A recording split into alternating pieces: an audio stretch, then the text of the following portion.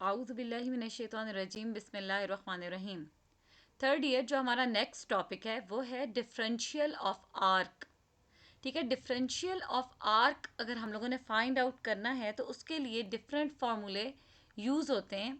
ठीक है, आपकी जिस टाइप का आपका फंक्शन होगा उसी टाइप का फार्मूला जो है वो यूज़ होगा। तो सबसे पहले हम देख लेते हैं कि डिफरेंशियल ऑफ आर्क अगर आपने फाइंड आउट करना है तो उसके लिए क्या क्या फार्मूले यूज़ होते हैं। First of all, if y is equal to f of x, यानी आपका फंक्शन इस तरह से है कि y in terms of x express हुआ है। अब आपने आर्क लेंथ निकालने के लिए क्या फॉर्मूला यूज करना है, इंटेग्रल 1 + y1² dx, और इंटेग्रल लेना है x1 से x2 तक। ठीक है, यानी अब आपका अगर फंक्शन x की फॉर्म में एक्सप्रेस हुआ है तो आपने 1 + y1, y1 means dy by D x का स्क्वेयर अंडर द रूट, और इस पे आपने x की लिमिट्स अप्लाई कर देनी है।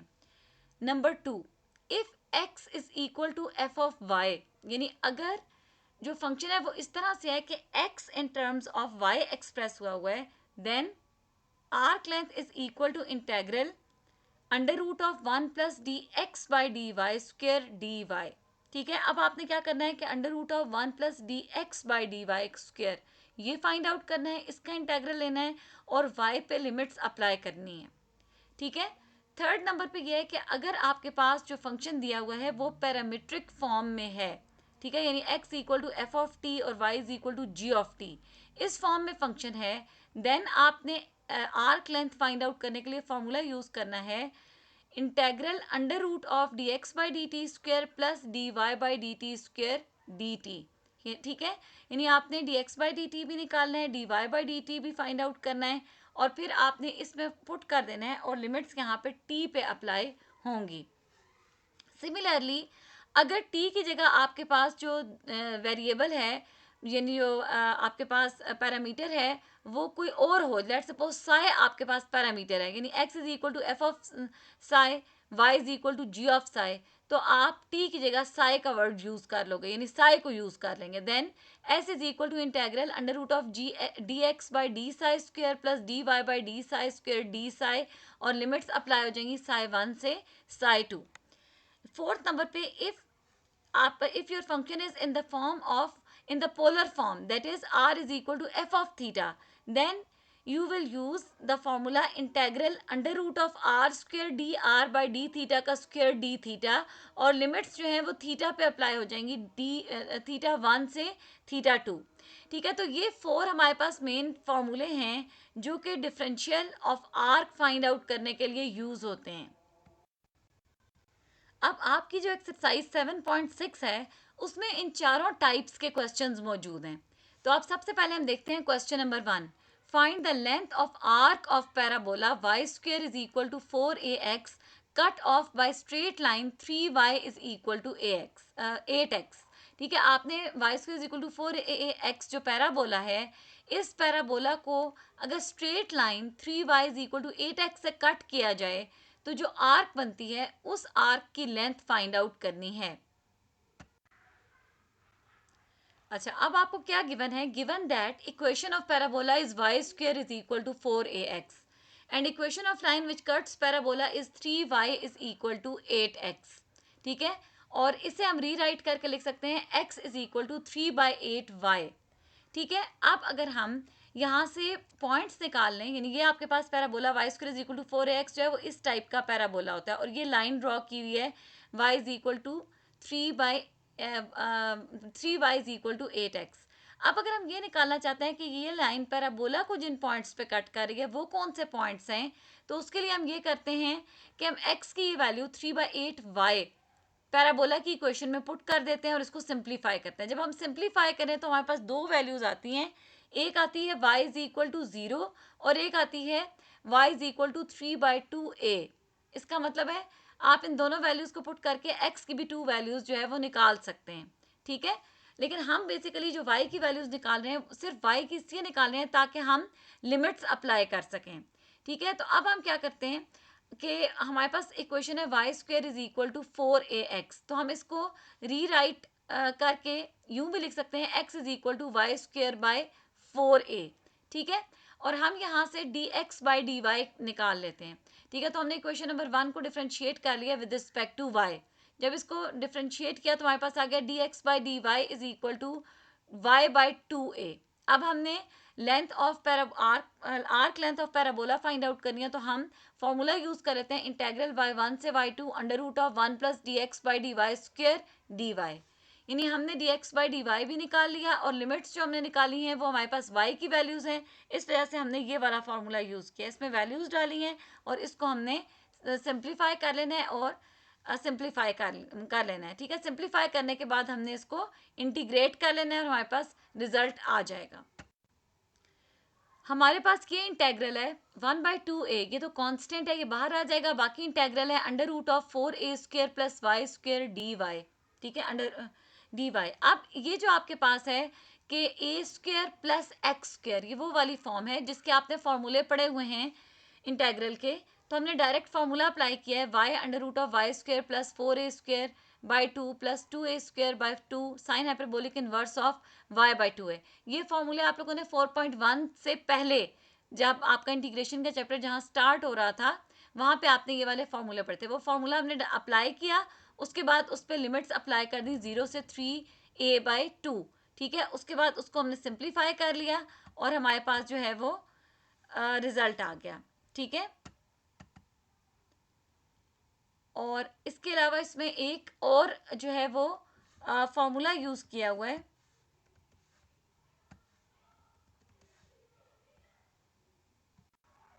रिजल्ट हमारे पास आ रहा है 15a by 8 plus a sign hyperbolic inverse of 3/4। अब साइन हाइपरबोलिक इनवर्स ऑफ 3/4 को लॉग की फॉर्म में चेंज किया हुआ है। We know that sine hyperbolic inverse of x is equal to ln of x plus under root of x square plus 1।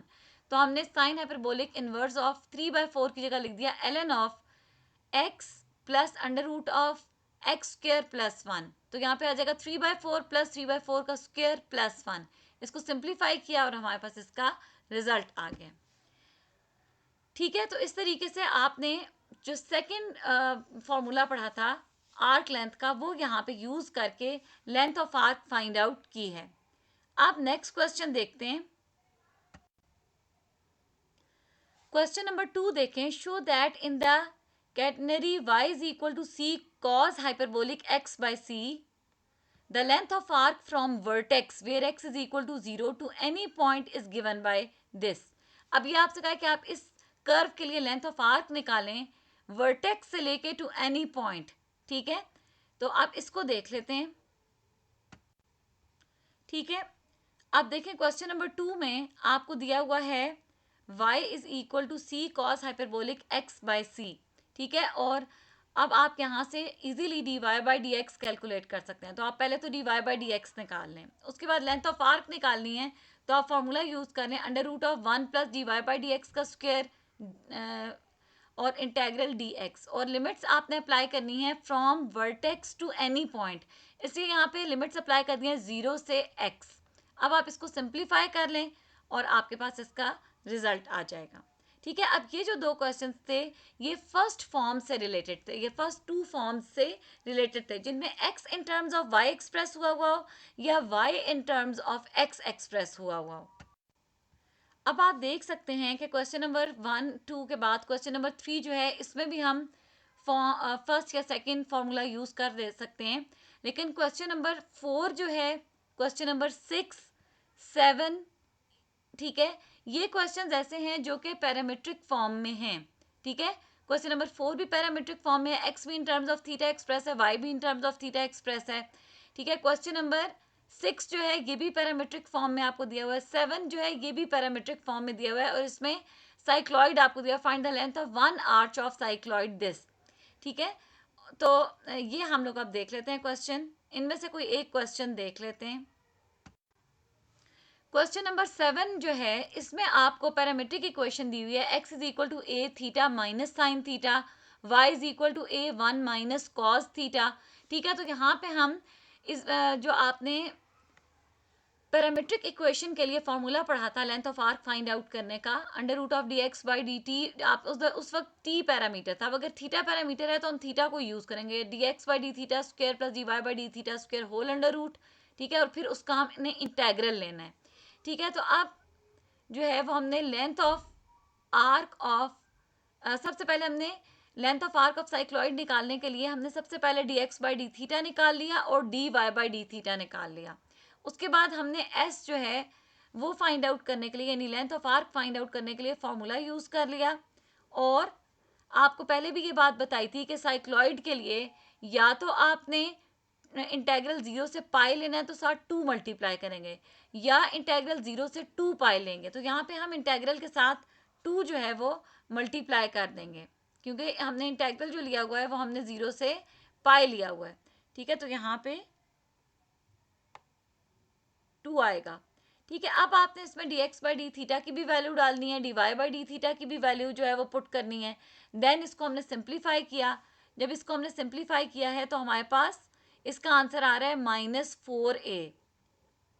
तो आपके पास length, आपको मालूम है कि लेंथ जो है वो नेगेटिव नहीं हो सकती, इस वजह से इसका आंसर जो है वो -4a के बजाय +4a इसका आंसर होगा। ठीक है,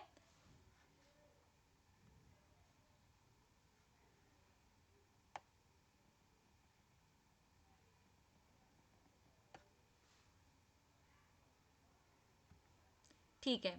अच्छा, अब एक यहाँ पे और नोट आपको दिया हुआ है कि equation of curve of asteroid is. अच्छा गर्ल्स, यहाँ पे एक और बात भी नोट कर लें कि इसका आंसर 4a के बजाय यहाँ पे 8a आंसर आ रहा है। ठीक है, और क्योंकि 2 2 ज़ार 4 4 2 ज़ार 8 8a जो है वो यहाँ पे आंसर इसका आ रहा है। लेकिन क्योंकि आपको ये कहा हुआ है कि आपने साइक्लॉइड की सिर्फ एक लेंथ, एक आर्क की लेंथ फाइंड आउट करनी है, length of one arc of cycloid, इसलिए आपने ये करना है कि आपने यहाँ पे लिख देना है कि length of one arc of cycloid is equal to 8a divided by 2। एक तो नेगेटिव साइन खत्म हो जाएगा और दूसरा आपने उसे 2 से डिवाइड कर देना है, तो आपके पास ये आंसर आ जाएगा 4a। ठीक है, अब नेक्स्ट देखें। नेक्स्ट जो आपको दिया हुआ है note, the equation of curve asteroid is x raised to power 2 by 3 plus y raised to power 2 by 3 is equal to a raised to power 2 by 3, और four cusp hypocycloid x by a raised to power 2 by 3 plus y by a raised to power 2 by 3 is equal to 1. Then x equal to a cos cube theta, y is equal to a sin cube theta. अब आप लोगों ने याद रखना है कि asteroid जिसकी ये इक्वेशन है x raise to power 2 by 3 plus y raise to power 2 by 3 is equal to a raise to power 2 by 3, या X Y raise power 2 by 3 plus Y by A raise to power 2 by 3 is equal to 1। इसकी parametric equations हैं A X equal to A cos cube theta, Y is equal to A sine cube theta. Similarly अगर आपको ये equation दी हुई है x by A raise to power 2 by 3 plus Y by b raise to power 2 by 3 is equal to 1, तो इसकी parametric equation है x equal to A cos cube theta, y is equal to b sine cube theta. ठीक है, अब आपके पास जो question number 8 है उसमें आपको दिया हुआ है कि x raise to power 2 by 3 plus y raise to power 2 by 3 is equal to a raise to power 2 by 3। ठीक है, ये एस्ट्रॉइड की इक्वेशन है। इसको सॉल्व करने के लिए, क्योंकि इसको सिंपल x की फॉर्म में लिखना या y को इन टर्म्स ऑफ x लिखना या x को इन टर्म्स ऑफ y लिखना मुश्किल है, इसलिए हम इसकी पैरामीट्रिक इक्वेशंस को यूज़ कर लेंगे। ठीक है, तो हमने लिख दिया कि पैरामीट्रिक इक्वेशंस ऑफ एस्ट्रॉइड क्या है, x equal to A cos cube theta, y is equal to A sine cube theta. उसके बाद क्योंकि ये अब पैरामीट्रिक इक्वेशंस हैं तो हमने d x by d theta भी निकाल लिया और d Y by d theta भी फाइंड आउट कर लिया। उसके बाद हमने आर्क लेंथ ऑफ एस्ट्रॉइड जो है वो फाइंड आउट करनी है फर्स्ट क्वाड्रेंट में, क्योंकि एस्ट्रॉइड जो है उसके अगर आपने इसको फर्स्ट क्वाड्रेंट में फाइंड आउट करना है तो आपने लिमिट्स 0 से पाई बाई 2 अप्लाई करनी है। ठीक है, 0 से पाई बाई 2 लिमिट्स अप्लाई कर देंगे और d x by d theta की भी वैल्यू पुट कर दी है, d Y by d theta की वैल्यू भी यहाँ पे आर्क लेंथ में पुट कर देनी है। तो आपका फॉर्मूला था integral of under root of d x by d theta square plus d Y by d theta का होल स्क्वायर। ठीक है, ये वैल्यूज आपने यहाँ पे पुट करके उसके बाद आपने इसको सिंप्लीफाई कर देना है। ठीक है, सिंप्लीफाई करके अब आपके पास ये रिजल्ट आ रहा है 3a sine theta square divided by 2 और लिमिट्स अप्लाई कर देनी है 0 से पाई बाई 2। ठीक है, अब आपने यहाँ पे लिमिट्स अप्लाई करके इसका रिजल्ट निकाल लेना है।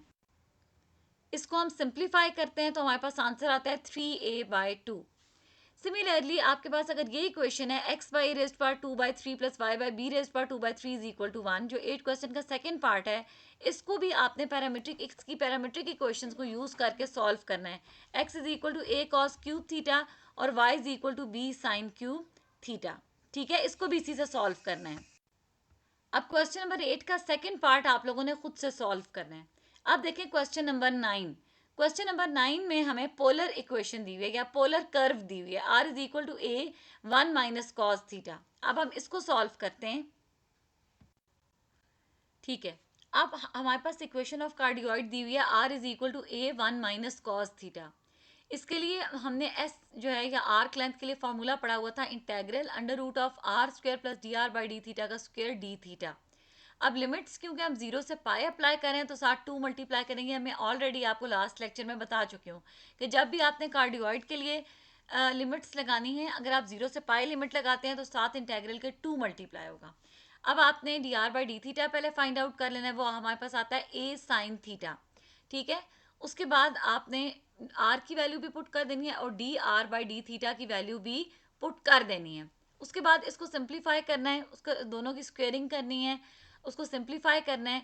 तो हमारे पास रिजल्ट क्या आ रहा है, 2 1 minus cos theta. 1 minus cos theta को हम लिख सकते हैं 2 साइन स्क्वेयर थीटा बाई 2।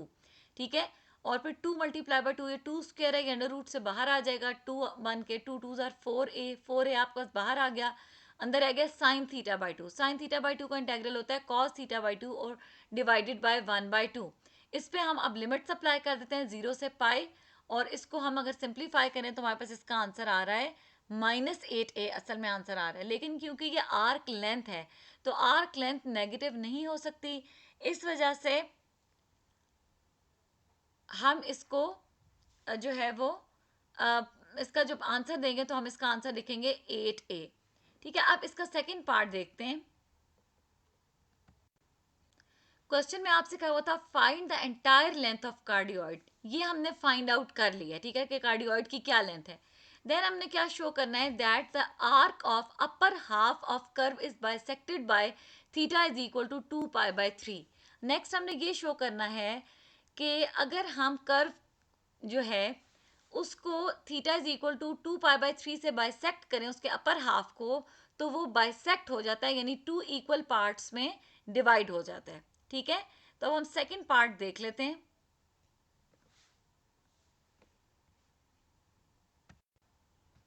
अब हम पूरी जो आपके पास आर्क है या पूरा जो कार्डियोइड है उसकी लेंथ हम ऑलरेडी निकाल चुके हैं।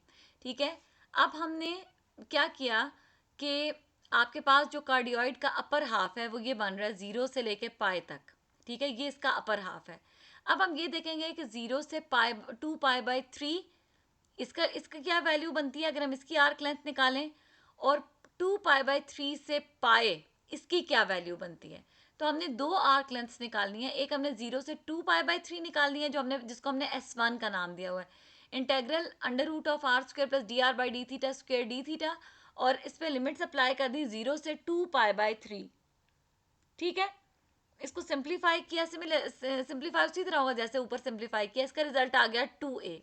अब हम जो आपके पास अ, दूसरा पार्ट बनता है 2π/3 से पाए, उसको हमने कैलकुलेट किया, इसे हमने S2 का नाम दे दिया। इस पर इंटेग्रल सेम है लेकिन लिमिट्स चेंज हो जाएंगी 2π/3 से पाए। ठीक है, जब हमने इस पर लिमिट्स अप्लाई, ये वाली लिमिट्स अप्लाई की और इसका रिजल्ट निकाला, तो इसका आंसर भी 2a ही आ रहा है। इसका मतलब है S1 और S2 दोनों की वैल्यू सेम आ रही हैं। इसका मतलब ये है कि जो आपके पास लाइन है थीटा इज इक्वल टू 2π/3, ये कर्व के अपर हाफ को बाइसेक्ट कर रही है, यानी 2 इक्वल पार्ट्स में डिवाइड कर रही है। ठीक है, तो अब इस तरह से आपने एक्सरसाइज के क्वेश्चंस कंप्लीट करने हैं।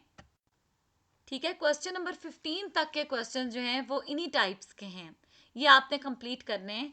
इसके बाद आ जाते हैं क्वेश्चन नंबर 16 से ऑनवर्ड क्वेश्चंस। ठीक है, जिनमें आपसे कहा हुआ है कि आपने इंट्रिंसिक इक्वेशन निकालनी है।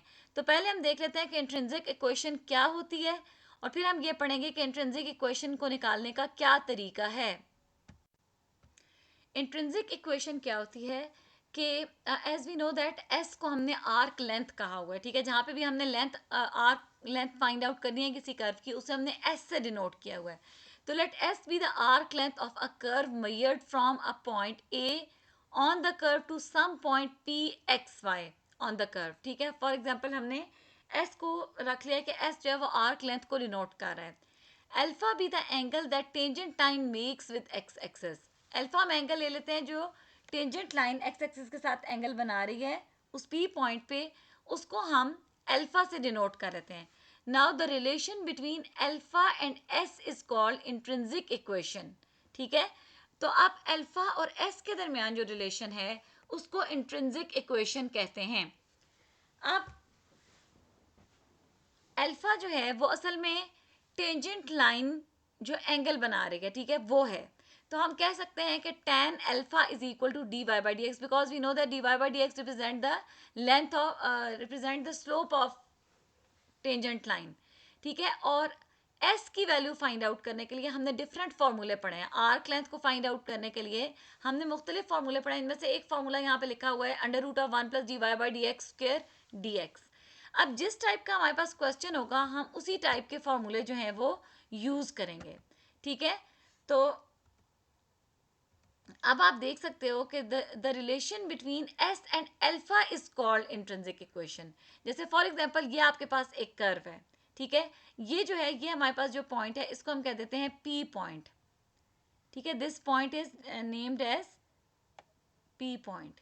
ठीक है, इस पॉइंट पे अगर हम टेंजेंट लाइन ड्रॉ करें और ये टेंजेंट लाइन जो है वो एक्स एक्सिस के साथ अल्फा एंगल बना रही हो, ठीक है, तो अल्फा और आर्क लेंथ के दरमियान जो रिलेशनशिप है इसको हम कहते हैं इंट्रिंसिक इक्वेशन. ठीक है, अब यहाँ पे उन्होंने आपको बताया भी है कि in case of intrinsic equation we consider the lower limit always zero and upper limit will be general limit at any point x y r theta in any case. ठीक है, कि अगर हमने इंट्रिंसिक इक्वेशन फाइंड आउट करनी है तो उसके लिए हम क्या करते हैं कि हम लोअर लिमिट ज़ीरो लेते हैं और अपर लिमिट जो है वो कोई भी ले लेते हैं. आपके पास अगर एक्स वाई आर या थीटा यानी कि जर्नल वैल्यू जो है वो हम लेते हैं. ठीक है, अब हम देख लेते हैं जैसे क्वेश्चन नंबर 16 है, इसमें आपने इंट्रिंसिक इक्वेशन फाइंड आउट करनी है. आपके पास है y is equal to C cos hyperbolic x by C. ये आपको कर्व दी हुई है, तो हम इसमें सबसे पहले s फाइंड आउट कर लेते हैं. s हम ऑलरेडी फाइंड आउट करते रहे. s के लिए फॉर्मूला है इंटेग्रल x1 से x2 under root of 1 plus d Y by D x का स्क्वायर डी एक्स.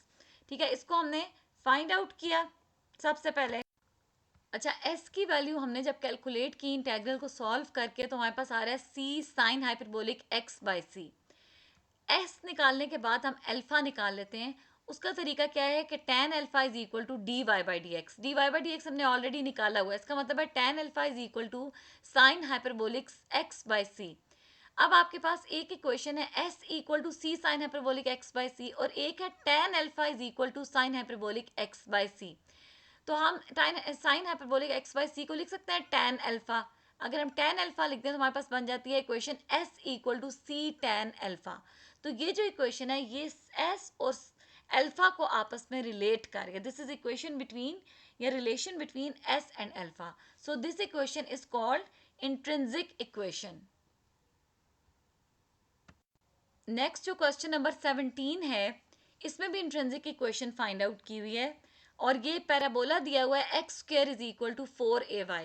यहाँ से पहले y is equal to x square by 4a, इसकी इक्वेशन इस फॉर्म में निकाल ली. यहाँ से d Y by D x calculate किया, उसके बाद हमने s कैलकुलेट किया. ठीक है, लिमिट अब आप लोग देख सकते हो 0 से लेके x तक लिमिट्स हम लोगों ने रखी हुई हैं. इसको सिंप्लीफाई किया. ठीक है, सिंप्लीफाई करने के बाद हमारे पास s की वैल्यू आ रही है 1 by 2ax under root of 4a square plus X square by 2 plus 2a square sine hyperbolic inverse of x by a. ठीक है, अब हमें मालूम है कि tan alpha is equal to D Y by D X. यहाँ से हमारे पास आ गया tan alpha is equal to X by two A, क्योंकि इस इक्वेशन में डी ये जो आपको क्वेश्चन दिया हुआ है इसमें D Y by D x by two A के इक्वल है. तो यहाँ से हमारे पास वैल्यू आ गई x equal to 2a tan alpha. ठीक है, कि x equal to 2a tan alpha, ये वैल्यू आप इक्वेशन नंबर ए में पुट कर दें. ठीक है, अब ये जो हमारे पास इक्वेशन आ रही है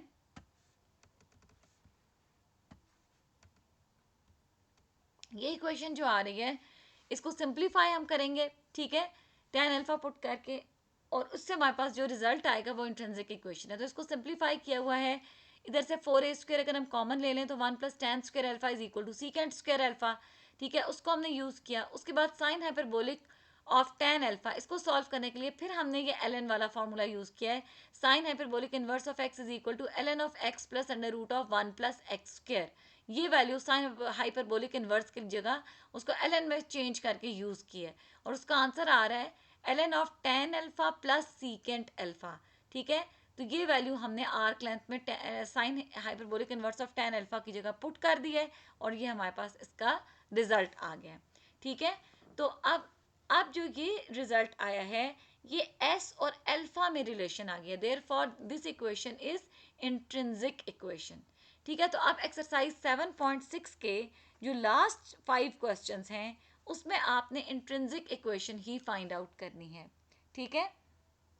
तो गर्ल्स अब आपने 7.6 जो है वो कंप्लीट कर लेनी है, और आप सॉल्व करें क्वेश्चंस को। अगर किसी क्वेश्चन में कोई प्रॉब्लम है या कहीं पे कोई मसला हो रहा है तो आप मुझसे कांटेक्ट कर सकते हैं, आप मुझसे पूछ सकते हैं, ठीक है गर्ल्स। अल्लाह हाफिज़, अस्सलाम वालेकुम।